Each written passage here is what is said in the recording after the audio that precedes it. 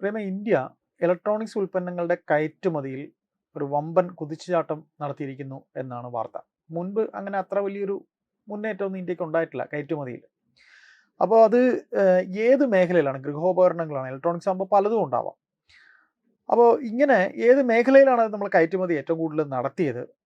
പിന്നെ പിന്നെ ഈ വമ്പൻ രാജ്യങ്ങളുമായിട്ട് ഇങ്ങനെ നമ്മൾ കയറ്റുമതിയിൽ മുൻപന്തിയിലേക്ക് വരണമെന്നുണ്ടെങ്കിൽ അത് അത് അങ്ങനെ പ്രാപ്തമാക്കിയത് എങ്ങനെയാണത് ഇന്ത്യയെ അത്തരത്തിലൊരു ഒരു ഉയർച്ചയിലേക്ക് എത്തിക്കുന്നതിന് പ്രാപ്തമാക്കിയത്? ഇതിപ്പോൾ 2026-27 സാമ്പത്തിക വർഷത്തെ ആദ്യപാദ റിപ്പോർട്ട്, അതായത് 4 പാദങ്ങളായിട്ടാണ് തിരിക്കുക. ക്വാർട്ടർ റിപ്പോർട്ട് എന്ന് പറയും. 12 മാസമാണല്ലോ ഒരു സാമ്പത്തിക വർഷം. അപ്പോൾ 3 മാസം കൂടുമ്പോഴുള്ള കണക്കുകൾ ഇങ്ങനെ പുറത്തു വരും. അങ്ങനെ 2026-27 സാമ്പത്തിക വർഷത്തെ ആദ്യ 3 മാസത്തെ കണക്ക് വരുമ്പോൾ നമ്മുടെ ഇലക്ട്രോണിക്സ് കയറ്റുമതി 9.84 ലക്ഷം കോടി രൂപയുടെ, അത്രയും ഡോളറാണ്, 9.84 ലക്ഷം കോടി ഡോളറിലേക്ക് ഉയർന്നിട്ടുണ്ട്. ഇത് കഴിഞ്ഞ സാമ്പത്തിക വർഷത്തെ അപേക്ഷിച്ച് 23.4% വർധനവാണ് കാണിക്കുന്നത്. അപ്പോൾ കഴിഞ്ഞ സാമ്പത്തിക വർഷം ഇതേ സമയം നമുക്ക് 7.97 ലക്ഷം കോടി ഡോളറിൻ്റെ ഉണ്ടായിരുന്നുള്ളൂ. അപ്പോൾ അതിൽ നിന്നാണിപ്പോൾ ഏതാണ്ട് 10 അതിലേക്ക് ഏകദേശം 10ലേക്ക് ഇപ്പോൾ വരുന്നത്. അപ്പോൾ അപ്പോൾ നമ്മൾ കരുതും വലിയ രീതിയിലുള്ളൊരു മാറ്റമാണല്ലോ എന്ന് പറയുന്നത്. പക്ഷേ ഒരു വാസ്തവം കൂടി നമ്മൾ ഇപ്പോൾ മനസ്സിലാക്കണം. ഇത് ആഗോളതലത്തിൽ ലോകത്തെമ്പാടും ഈ ഇലക്ട്രോണിക്സ് രംഗത്ത് അപ്പോഴും ഇന്ത്യയുടെ സംഭാവന ഏതാണ്ട് 1% ഉള്ളൂ. ഇത്രയൊക്കെ വലിയ കാര്യം നമുക്കറിയാമല്ലോ. ഇപ്പോൾ ഒരു 10-20 വർഷം മുമ്പ് ഇലക്ട്രോണിക്സ് ഉൽപ്പന്നങ്ങൾ എന്ന് പറഞ്ഞാൽ നമ്മളിപ്പോൾ മെയ്ഡ് ഇൻ ജപ്പാൻ എന്നൊക്കെ കണ്ടു കഴിഞ്ഞാൽ നമ്മളെന്തോ അഭിമാനത്തോടെ കൊണ്ട് നടക്കുമായിരുന്നു, അല്ലേ? ഇപ്പോൾ ഗൾഫിൽ നിന്നൊക്കെ വരുന്നവർ കൊണ്ടുവരുന്ന tape recorder made in Japan, അടിപൊളി. ഇന്ത്യൻ നിർമ്മിത വസ്തുക്കൾ കാണാനേ കിട്ടില്ലായിരുന്നു. അല്ലെങ്കിൽ മെയ്ഡ് ഇൻ ഇന്ത്യ എന്നുള്ള ബ്രാൻഡ് വരുമ്പോൾ നമുക്ക് അതിനോടെന്തോ ഒരു വിശ്വാസക്കുറവ് ഉണ്ടാകുമായിരുന്നു. പക്ഷെ അതൊക്കെ മാറി ഇപ്പോൾ ഇതിൽ വലിയ ഒരു മുന്നേറ്റത്തിലേക്ക് പോയിട്ടുണ്ട് എന്ന് പറയുമ്പോൾ അത് ചെറിയ മുന്നേറ്റമല്ല, വലിയ മുന്നേറ്റം തന്നെ. ചൈന ഉൽപ്പന്നങ്ങളെക്കാളും താല്പര്യമുണ്ട്. അതായത് ഈ പറയുന്ന മേഖലയിൽ ഇപ്പോൾ ഈ കയറ്റുമതി വർധനവില് ചൈന കഴിഞ്ഞാൽ 2ാം സ്ഥാനത്ത് ഇപ്പോൾ ഇന്ത്യയാണുള്ളത്. കയറ്റുമതി വർധനവിലാണ്, അല്ലാണ്ട് മൊത്തം ടോട്ടൽ വോളിയത്തിലല്ല പറയുന്നത്. ആ വർധനം മികച്ച നേട്ടം ഉണ്ടാക്കിയാൽ ചൈന കഴിഞ്ഞാൽ 2ാം സ്ഥാനത്തേക്ക് ഇപ്പോൾ ഇന്ത്യ വന്നിട്ടുണ്ട് എന്നുള്ളത് കൂടി മനസ്സിലാക്കണം. അപ്പോൾ സ്വാഭാവികമായിട്ടും ഒരു സംശയം തോന്നാം, എങ്ങനെയാണ് ഇത് നമ്മൾ സാധ്യമാക്കിയത്? കാരണം നമ്മൾ ഈ കാര്യത്തിൽ ശിശുക്കളായിരുന്നു. അപ്പോൾ കഴിഞ്ഞ കുറച്ചു കാലമായിട്ട് ഈ കാര്യത്തിൽ വലിയ പുരോഗതി ഉണ്ടായി. അപ്പോൾ അതിന്റെ കാരണം കേന്ദ്ര സർക്കാർ ആവിഷ്കരിച്ച ഒരു നയപരിപാടിയുടെ ഭാഗമാണ്. ആ നയത്തിന്റെ പേര് പ്രൊഡക്ഷൻ ലിങ്ക്ഡ് ഇൻസെന്റീവ് എന്നാണ്. അപ്പൊ ഇത് പ്രകാരം നമ്മൾ ഇപ്പോൾ ഏതാണ്ട് 9.84 ബില്യൺ ഡോളർ കഴിഞ്ഞ 3 മാസം ഉണ്ടെന്നുള്ള കണക്ക്. നമ്മൾ ഇനി നമ്മുടെ വാർഷിക കയറ്റുമതി 120 ബില്യൺ ഡോളറിലേക്ക് ഉയർത്തണമെന്ന് പദ്ധതി ഇടുന്നുണ്ട്. അപ്പോൾ അതിലേക്ക് വരണമെങ്കിൽ അതിന് വേണ്ടിയിട്ടുള്ള അടിത്തറ ഒരുക്കിയിരിക്കുന്നത് ഈ ഒരു പോളിസി പ്രകാരമാണ്, പ്രൊഡക്ഷൻ ലിങ്ക്ഡ് ഇൻസെന്റീവ് എന്ന് പറഞ്ഞാൽ. അത് ലളിതമായി പറഞ്ഞാൽ ഇത്രയേ ഉള്ളൂ. നമ്മുടെ ഏത് കമ്പനിയും ഇവിടെ വന്ന് ഉൽപ്പന്നങ്ങൾ സൃഷ്ടിക്കുക, നിങ്ങൾ അതിന്റെ വിൽപ്പന നടത്തുക. നിങ്ങൾ എത്ര വിൽപ്പന നടത്തുന്നോ അതിനനുസരിച്ച് നിങ്ങൾക്ക് ഞങ്ങൾ പ്രോത്സാഹന സമ്മാനം തരും. കുറച്ചുകൂടി ലളിതമായി പറഞ്ഞാൽ ഏതെങ്കിലും ഒരു വർഷത്തെ വിൽപ്പന ഒരു ബേസ് ഇയർ ആയിട്ട് എടുക്കുന്നു. ഇപ്പൊ 2025 1 ലക്ഷം രൂപയുടെ വിൽപ്പന ഉണ്ടാക്കിയെന്ന് കരുതുക. 2026 നിങ്ങൾ ആ 1 ലക്ഷം രൂപയുടെ വിൽപ്പന 2 ലക്ഷം ആക്കി എന്നും കരുതുക. പോട്ടെ, മനസ്സിലാക്കാൻ എളുപ്പത്തിന് ഒരു 1.5 ലക്ഷം ആക്കി എന്ന് കരുതുക. അപ്പോൾ 50,000 രൂപയുടെ വർധനം ഉണ്ടായല്ലോ.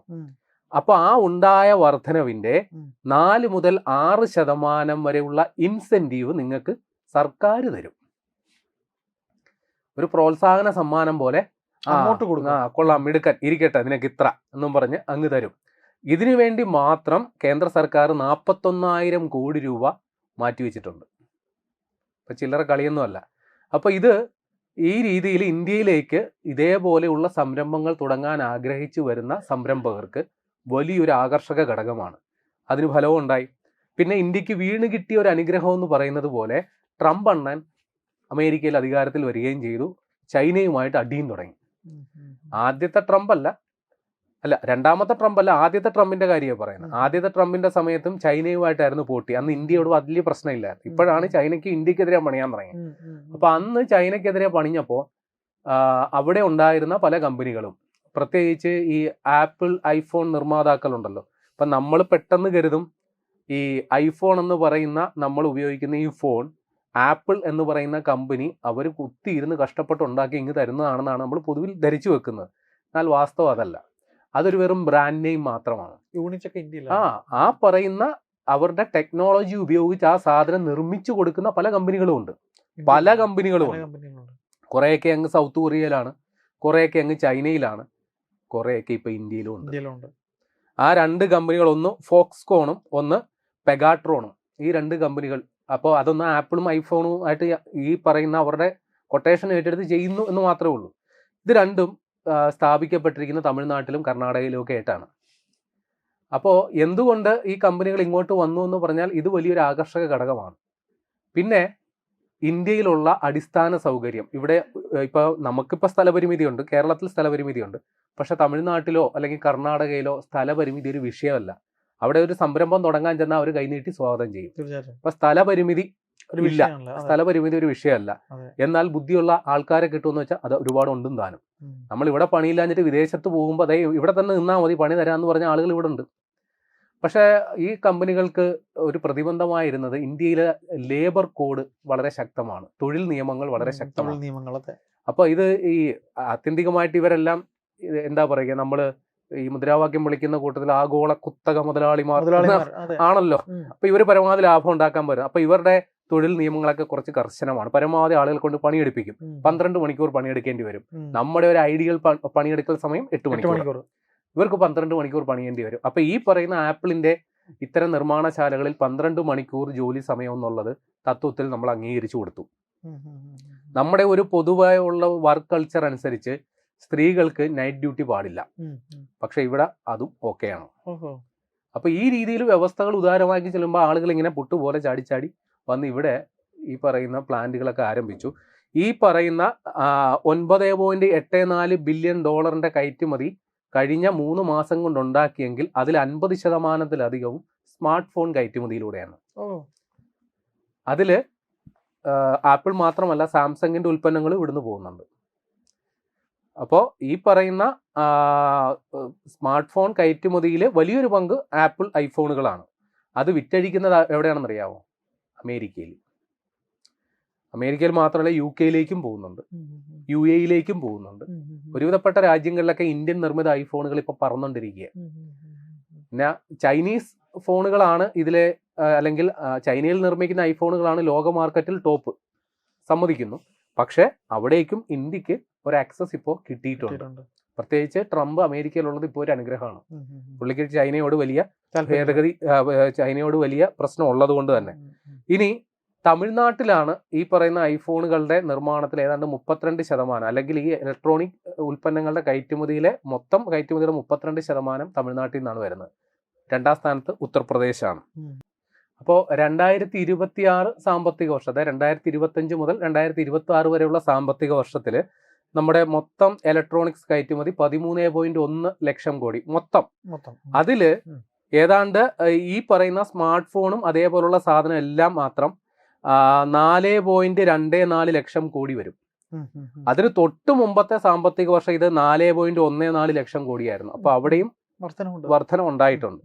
അപ്പോൾ ഇനി നമ്മൾ ഈ സ്മാർട്ട് ഫോണുകൾ മാത്രമല്ല, നമ്മൾ LED ബൾബുകൾ ഇന്ത്യയിൽ നിന്ന് വലിയ രീതിയിൽ പോകുന്നുണ്ട്, സർക്യൂട്ട് ബോർഡുകൾ പോകുന്നുണ്ട്, പിന്നെ നമ്മുടെ IT-യുമായി ബന്ധപ്പെട്ട, കമ്പ്യൂട്ടറുമായി ബന്ധപ്പെട്ടിട്ടുള്ള ലാപ്ടോപ്പുകൾ, അതിന്റെ മദർ ബോർഡുകൾ, അങ്ങനെയുള്ള സകല സംവിധാനങ്ങളും ഇവിടെ പോകുന്നു. പിന്നെ ഹോം അപ്ലയൻസ്, ഗൃഹോപകരണങ്ങൾ വലിയ രീതിയിൽ പോകുന്നുണ്ട്.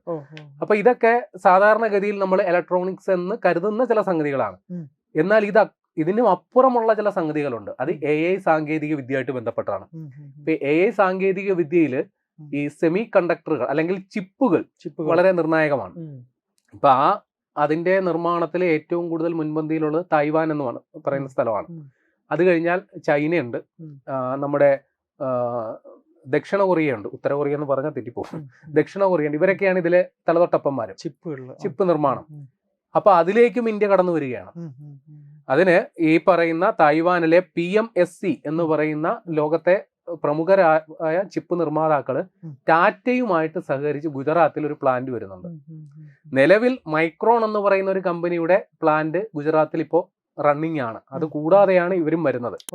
പിന്നെ ഇത് കൂടാതെ നമ്മൾ നേരത്തെ പറഞ്ഞല്ലോ ഈ കമ്പ്യൂട്ടർ അധിഷ്ഠിത സംവിധാനങ്ങൾ. ഇപ്പോൾ നമ്മൾ കമ്പ്യൂട്ടർ ബ്രാൻഡ് നെയിമുകൾ നോക്കുമ്പോൾ അതില് ഡെല്ല്, HP, ലെനോവോ, അതേപോലെ അസ്യൂസ്, ഇതേപോലുള്ള സാധനങ്ങളൊക്കെയാണ് നമ്മൾ കേട്ടിട്ടുള്ളത്. അവയുടെയും നിർമ്മാണം, അസംബ്ലിംഗ് അടക്കമുള്ളവ ഇപ്പൊ ഇന്ത്യയിൽ വലിയ രീതിയിൽ നടക്കുന്നുണ്ട്. ഇപ്പൊ ചുരുക്കി പറഞ്ഞാൽ പണ്ട് കാലത്ത് നമ്മുടെ ഗൾഫിലുള്ള ആരെങ്കിലും വരുമ്പോൾ മേഡ് ഇൻ ജപ്പാൻ കണ്ട് നമ്മൾ വാ തുറന്നെങ്കിൽ ഇനി മറ്റുള്ള രാജ്യക്കാർ മേഡ് ഇൻ ഇന്ത്യ കണ്ട് വായും തുറന്നിരിക്കും.